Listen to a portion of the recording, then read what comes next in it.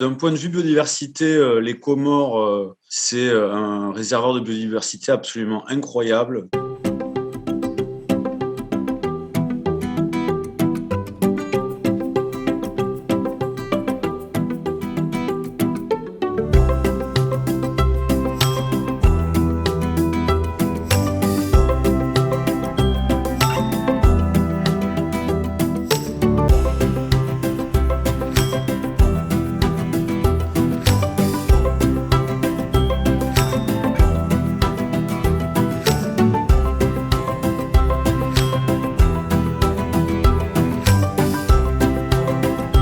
Je me suis intéressé aux espaces naturels protégés, où je me suis rendu compte qu'il y avait une façon de faire qui n'excluait pas l'homme.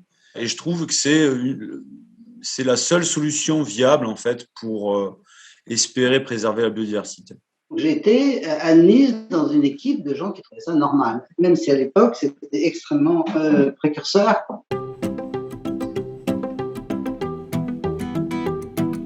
Par la force des choses, les réserves de biosphère cassent les structures administratives traditionnelles. C'est-à-dire que comme il s'agit de gérer des territoires qui relèvent de plusieurs autorités, qui n'ont pas les mêmes statuts, les pays sont obligés, si la mise en œuvre est bien faite, de créer des structures qui permettent à la fois la consultation et la coopération d'administrations qui ne sont pas forcément habituées à travailler ensemble. Je suis totalement d'accord. Ça empêche les gens de travailler en silo et ils se rendent compte en fait que ils se battent tous pour la même chose, plus ou moins quoi.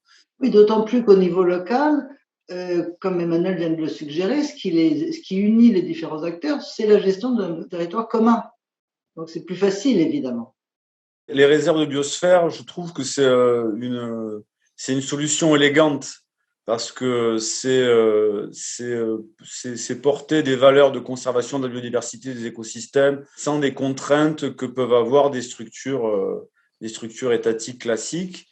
Le MAB apporte cette élégance, cette souplesse qui permet de s'adapter partout en fait.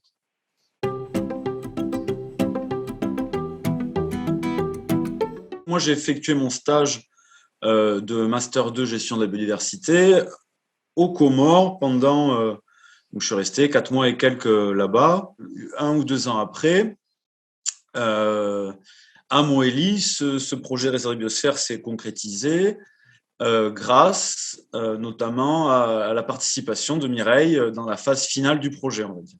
Moi, j'ai été contactée en fait par l'UNESCO, d'où je viens, donc j'ai encore évidemment beaucoup de contacts, qui me demandait d'accepter un travail de consultant pour aider les Comoriens à monter le dossier. Et j'ai évidemment lu le mémoire d'Emmanuel plusieurs fois d'ailleurs, parce que je voulais vraiment m'en imprégner. Ça m'a été extrêmement utile. La réserve de biosphère a été donc acceptée par le Conseil international du MAB l'année dernière.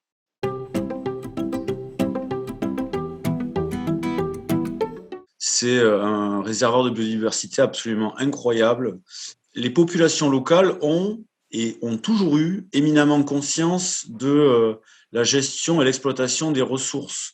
Par exemple, il y a beaucoup de tortues à Moëli, et une tortue, si on l'attrape et qu'on la vend, ça vaut 100 €, je crois, quelque chose comme ça. Et 100 €, ça correspond à un mois de salaire.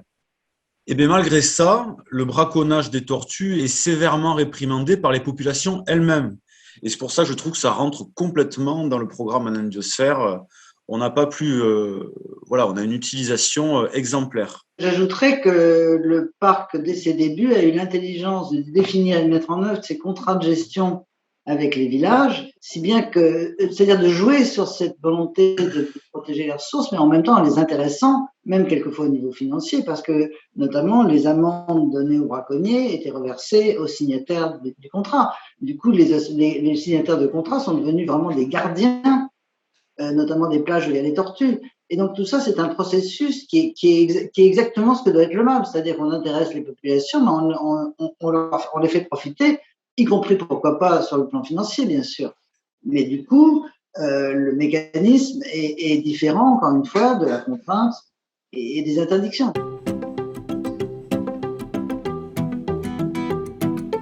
En ce qui me concerne, comme c'était le parallèle d'une carrière internationale, évidemment, j'ai fait tout grâce au MAB. Je pense que c'est un saut quantique entre l'administration française et un milieu international où on apprend énormément de choses. Ouais, moi je suis tout à fait d'accord. Moi, ça m'a permis de faire travailler en voyageant aux Comores, à Madagascar aussi, mais au-delà de ça, c'est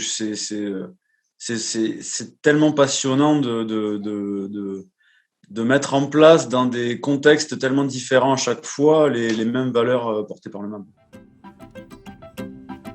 Proud to share. Proud to share.